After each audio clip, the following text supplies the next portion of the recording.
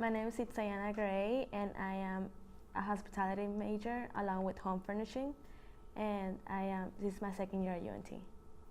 It's a little state, like a little state close to like Mexico, like Mexico City. It's called Hidalgo. It's La Cimapan Hidalgo. It's usually like the drive is like 36 hours nonstop. I'm a DACA student, so I can't really travel anywhere outside the United States. I have family members over there who are right now going through health problems, and I really wish I could see them, but I can't. Yeah. And I can only like video chat or like call them. Well, first it helps me get like financial aid. I can apply for FAFSA, but I'm able to apply for TESPA, which is what the Texas government allows me to do. And through that, I'm able to pay for most of my school. But it concerns me at times because right now with the new president and everything, like there's laws coming like saying we're gonna take DACA away, but we're gonna put something else. But the thing is, Congress takes a long time to come up with new laws, so they might take away DACA, but at the same time, what if there's not a new law? Like, what's gonna happen to us, to the ones that have DACA? I feel like I'm the only one. I really don't have anyone that has DACA. Mm-hmm. Like that can truly understand me and like what I feel when like the president, like the news come up about DACA. I know my parents like talk to me about it, but it's different for them because like they already know what's gonna happen to them. You know, like they don't have anything that makes them like stay here. But like I have DACA, and like my career is in here, so I don't really have anyone to talk to that can understand me on that. Because many don't understand what like the whole DACA process, like what we struggle with.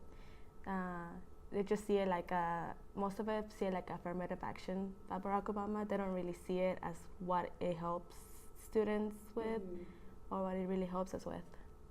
They're trying to wait for my sisters to grow up, and once they're 18 or older and they see that they can take care of themselves a little bit more. The youngest one is 6, so they're gonna be here for a while unless like something happens and it doesn't go that way. Sometimes like they call me at night, and sometimes it like annoys me, you know, but at the same time like I know that both of my parents are home, that nothing happened to them on their way home or on their way to work. Like, you know how with the like the law, the Texas law, like if the police, like a police kid has the right to ask you if you have a license or not. So yeah, like my dad doesn't have a license, my mom doesn't, because they're not citizens. So by that, they could get stopped anytime and like be deported anytime. Sure, I'm Mariela Nunez-James, Associate Professor of Anthropology. I work mostly with undocumented students, and my research has focused on how undocumented students learn about being illegal and what that means to them, and most recently on how they unlearn the stigma of being illegal or undocumented.